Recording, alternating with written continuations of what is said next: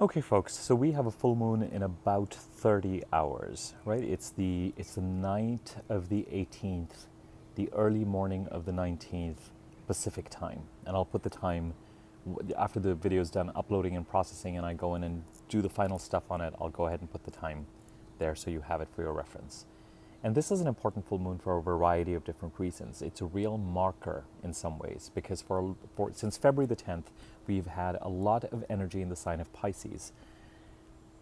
In addition, not just since February the 10th, the sign of Pisces has had a lot of attention now for the past 4 years. So with the passage of Mercury and Venus out of Pisces, leaving Neptune behind, it's rebalancing things in terms of where does that attention needs to go. Now, does this mean that attention will not come back into this Pisces part of the chart? Of course not, it will.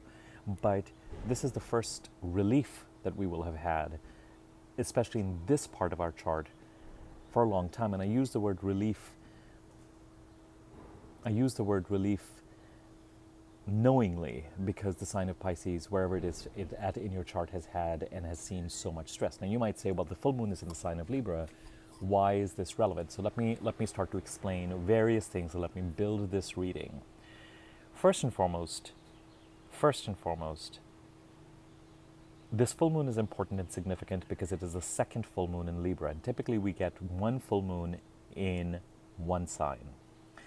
Rarely we'll get two full moons in the same sign because full moons happen 28 degrees apart. It takes 28 days for the moon to go around a chart, to go around the earth. And if it just so happens that the alignment works so that the first full moon happens at the very, very beginning of a sign, then there'll be a second full moon at the very, very end of the sign. And this happens occasionally as the moon does its routine, and because they have 30 degrees in every sign, it can't, it ultimately gets to a point where you'll have a full moon or a new moon in the very first degree of a sign and the last degree of a sign. And that gives that sign a certain amount of importance, and specifically where that sign is in your chart. So two full moons in the sign of Libra, two full moons in the sign of relationships. And not just relationships, but committed partnerships. And not just committed partnerships, but contracts, business partnerships, personal partnerships, marriage, the other parties that are important to us and significant to us. Is the sign more important than the part of the chart it's in? No, I would say the part of the chart that it's in is extremely important. But the bottom line is there's no question that these full moons are impacting relationships, and relationships that are not casual in nature. Okay, the first of the full moons happened on March the 20th. And the reason why somehow all of this is tied to the sign of Pisces is when it happened on March the 20th, it happened while Mercury was retrograde in Pisces and a few days before Venus had entered Pisces. And the Mercury retrograde period from March the 5th to March the 20th was relatively benign, but around the 20th is when all the retrograde energy started to hit the fan. Partly because the moon, especially the full moon, whether it's a new moon or a full moon, not only is it a new moon or a full moon in and of itself, but it has a tendency to, the snapshot of the time when the new moon or the full moon happens takes into account where all the other planets are. So whatever is happening at that moment of the new moon or the full moon sets the tone for what is to follow for the next 4 weeks as far as the new moon is concerned and 2 weeks as far as the full moon is concerned. Okay, so it's impossible, even though the full moon is happening in Libra, it's impossible to ignore what else is happening around the chart, because as a full moon builds to its full intensity, the chart builds to its own intensity. Let me remind everyone what a full moon is. The sun and the moon meet up at the time of the new moon, and because the moon is close to the sun, it loses all its light. And then 2 weeks later, it is opposite the sun and reflects the full disk of the moon, reflects entirely, because it's opposite of the sun, the light of the sun, and so it's full. And then 2 weeks later, it goes down to the next new moon. From the new moon, which was around April the 5th, to this particular full moon is an increase in intensity, energy, and activity. And at the time of the full moon, I use a couple of different metaphors. I will say that the milk comes to a boil or the pot boils over. Or maybe a better metaphor is that the wave crashes to the shore. You know, it builds, and crash. So there's often with full moons, and people who've been following my videos will have heard this before, one of two things happen. On a more challenging side, there is an emotional meltdown of some sort, a tantrum. Things become too much and things have to fall apart. Things get said, the dam breaks, so to speak. On a positive side, it could be that things come to completion, offers are made, someone seeks the limelight and gets the limelight. Something gets pulled into greater fame or notoriety. There's again a peak of activity, a crescendo up till the point of the full moon. And typically you will feel the full moon energy 48 hours before and 24 hours after. But you can actually start, 72 hours before, 48 hours after, 4 or 5 days around the full moon, it's happening. And because this is the second full moon in Libra, whatever it was that occurred around March the 20th, one could argue that for a lot of people is going to be coming up for revisiting. So if something happened or came to light around March the 20th, it could be that around April the 19th, things are building and heating up in such a way that there is a second part of this. I think a lot of people may be saying that there's resolution. So the first was identifying the problem. The second is resolution. Yeah, I think it's more a question of the first hit and then the second hit. It's more a question of the first chance for something to come to light and a second chance to see if things can get said and addressed and dealt with in some way. So pay attention to there are two dates that I want you to really pay attention to at this time. And the first of those is March the 20th. So there were things that were reaching some sort of a peak in an intensity. And if you know where in your chart it was happening, which house in your chart Libra sits in, then it'll give you a sense of, and I use whole signs. So people who are using Placidus, sorry to get technical, you know what? Play it as it lays. I'm not gonna propagate house systems in this video. But the bottom line is, pay attention to where the full moon is happening, and I would not be surprised. In my opinion, it's happening in the same part of the chart twice. Once on March 19th, once on April 20th. So issues around March the 20th are up for revisiting again in some way. They may not be literally up for revisiting, but there's a question in the air. There are resolutions coming up. Sorry, there's a little bit of noise from the house next door. Irrespective, so pay attention to that, and there are different ways to deal with this. The question largely that I think many of us are dealing with is whether or not we need to act or whether or not we shouldn't act, whether we should take action or we should not take action right now. And this is linked to a variety of things, but it's also linked to the Mercury retrograde period and where Mercury was retrograde, because all of these energies were getting exaggerated by the new moons and the full moons. So bottom line is, it's going to be a different solution for different people. I think a lot of people are going to get pushed into action. So that even if you have chosen not to act, it could be that something comes from the outside that forces you to act. Irrespective of, and I'm going to build on this theme, continue to build on this theme in this video. So just either something's going to come to a boil, or there's going to be a desire to bring something to completion, or the wave is going to crash to the shore in some way, or something gets pulled into the limelight. Something reaches a peak or a culmination, either positively or in a challenging way, related to events around March the 20th. What could they be? I often say that at the time of a full moon, if there is some sort of a meltdown ready to happen, have it, because it will reveal the truth and it will point you in a certain direction. There are people who say that if it's meltdown time, or if it's the time of full moon, be careful and don't have it. And there's wisdom to both statements. My statement is tinged very much with my belief that says that if a relationship is not authentic anyway, then you may as well just go for it and have it out. It's not always the most practical of suggestions. Sometimes it is better to take a step back and sit it out and not take on the can of worms. Sometimes you're going to have to gauge you're going to have to gauge whether handling emotional expression, whether you're the one who's expressing emotionally or whether you're at the receiving end of it, whether or not you're going to use that as an opportunity to have a moment of truth, or whether or not you're going to use that as an opportunity to understand that something is being revealed and it is giving you a thermometer about where things are at, but you're going to sit it out and wait for the energies to subside for a few days and then take action.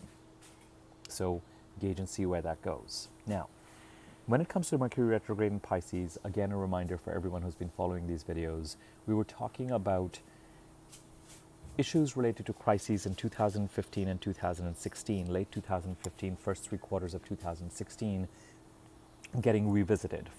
First, and somewhat suddenly and perhaps aggressively, around November the 15th of 2018, November 15, 2018 to December the 31st of 2018. And then these issues came back again to be looked at around February the 10th of 2019.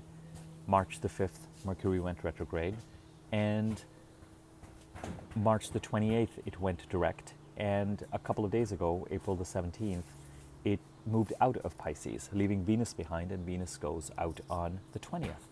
So, and I've often referred to April as the carrying a potential of healing or resolution, while February and March were building in their intensity.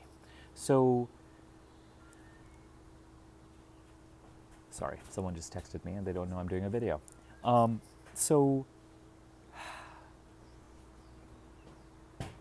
this full moon that was affected by Mercury retrograde on March the 20th gets affected again by Mercury and Venus in the sign of Pisces, even though it's happening in Libra, on April the 19th, because the last of the planets, not the last of the planets, the second of the 3 planets that was here is out of here tomorrow. And there's an energetic shift on the, by tomorrow I mean the 20th, and there's an energetic shift on the 20th anyway. By the 20th, Mercury and Venus will be in Aries, and the Sun will be moving into Taurus, into a new part of the chart altogether, and we're going to have a surprising shift in terms of our focus. It could be that in February, March, and April, you may have actually wondered whether you could actually move on and think about anything else. And you might be surprised that there is a shift in the works. You know, talk to me a couple of weeks from now and we'll see where things are headed. So, more on that later in future videos. So, the March the 20th date becomes important as a reference point as you're looking at what is brewing right now and maybe coming to a simmer and getting ready to come to a boil. The wave is scratching to a shore, blah, blah, blah. The other date to look at is March the 5th, the day Mercury went retrograde, and March the 6th, which was the new moon in Pisces. We've had a new moon since then on April the 5th in Aries, but I'm looking at March the 5th. Why? When Mercury was in Pisces from February the 10th, moving direct till March the 5th when it went retrograde, it came till the end of Pisces. It didn't move into Aries when it stopped and went retrograde again. And Mercury, 2 days ago, actually yesterday, moved out of Pisces. So earlier in the week, a few days ago, Mercury got back to where it was on March the 5th, at the time of the March new moon, and when it went retrograde. So the other things that you could be dealing with this week, somehow that are up for revisiting, could be things that came to you or occurred around March the 5th, or especially March the 6th after the new moon. I can tell you with total clarity that at the time of this full moon, it's not like I'm not dealing with other stuff. I am. It's not like I'm not impacted by the new moon in Aries. I totally am, and where that's in my chart.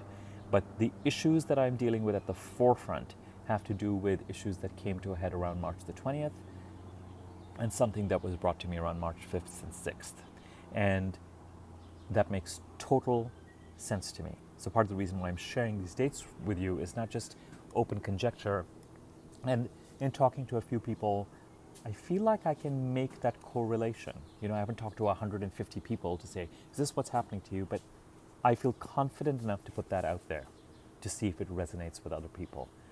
Beware of this full moon because it has a power to it, because it is the second full moon in the same sign.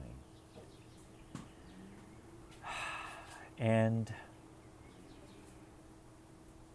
Whether or not it leads to resolution or healing or whatever, it's not without impact. Nothing is permanent. Nothing is permanent. Nothing is permanent. But I would really just pay attention to whatever it is that is going on. And ultimately, this really does boil down to the question of whether to act or whether not to act, whether to have that meltdown or not to have that meltdown, whether to react to something or not to react to something, respond to something, not to respond to something.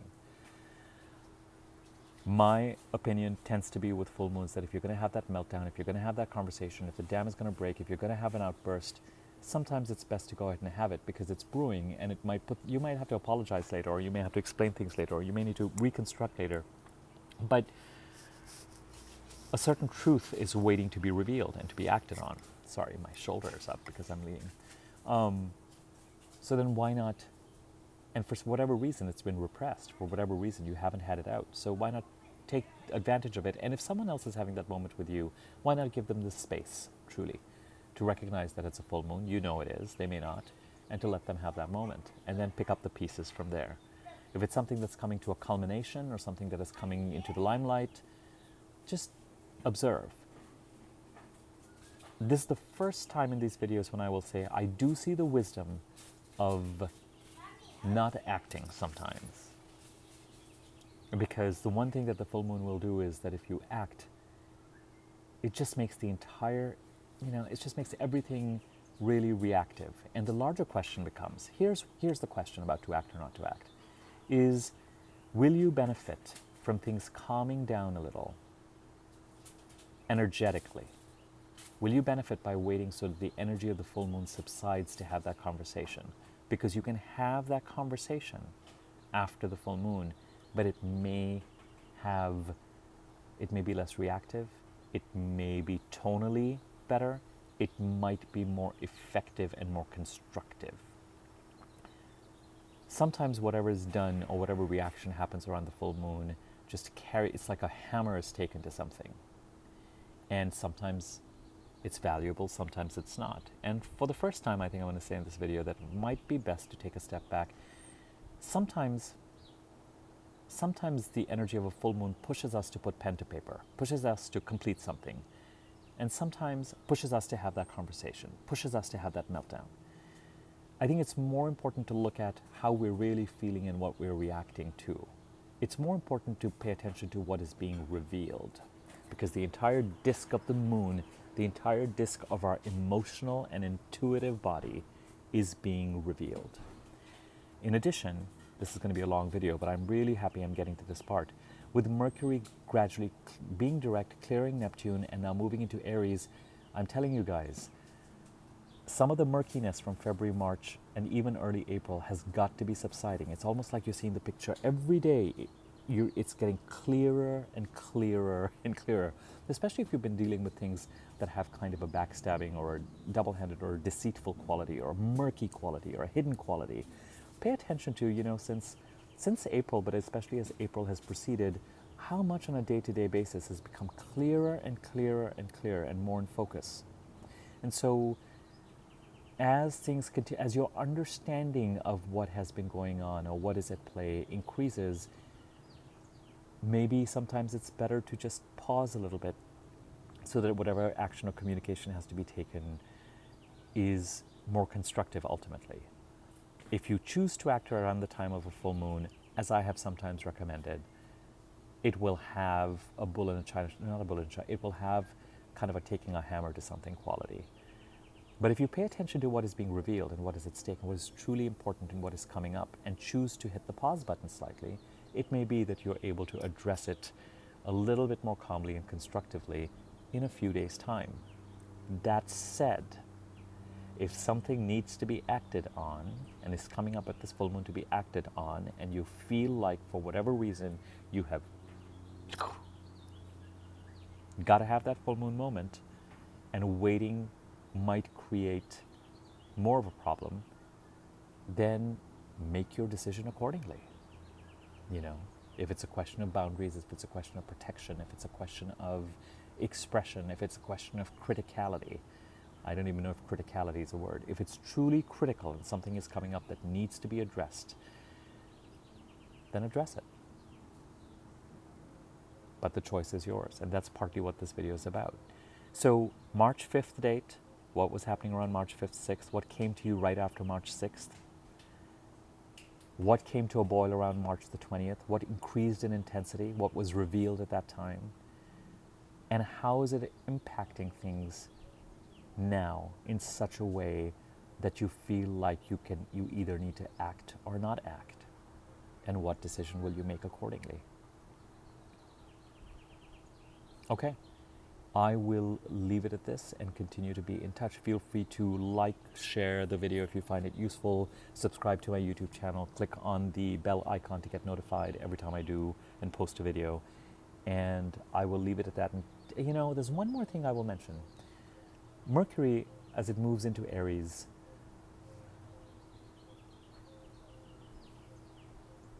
not only are things clearer, I do think that communication is starting to become more effective. So, you know, it could be that as you communicate around this full moon, it will carry less emotional murkiness than it did on March the 20th.